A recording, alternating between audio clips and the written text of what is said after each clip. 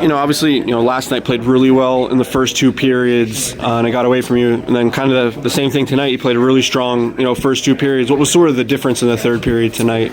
Well, we made sure to come out of the intermission really strong. Didn't want to give them anything to hope for. So I think we just simplified our game and made sure that pucks went in and not give the puck over. So so it worked well. I was going to say, you had the 4-game skid. I think that was like the longest losing skid you guys have had this season. How nice was it, to get back in the win column? Obviously, heading into playoffs, you kind of want to, get the ball rolling momentum-wise.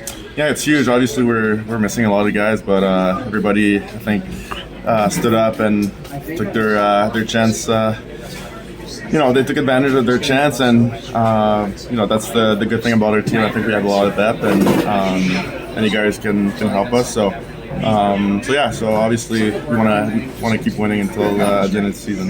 Let's say a lot of new guys coming in, guys getting their first taste of pro hockey. You just sort of helping out on the fly here with some of these younger guys, whether it's on or off the ice, just to sort of get them acclimated here quickly.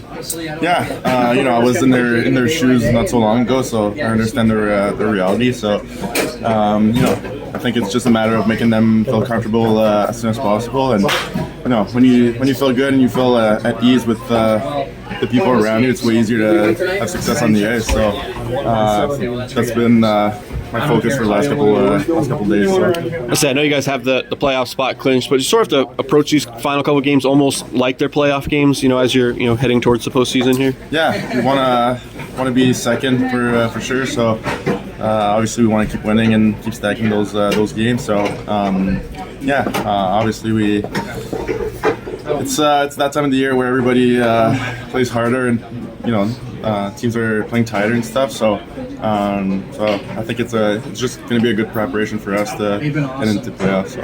So. And then just overall kind of an exciting time of the year for hockey players. Obviously the grind of the season. This is what you sort of play for, these big game opportunities and playing in the playoffs and trying to work towards the championship. Yeah, everybody wants to win. So.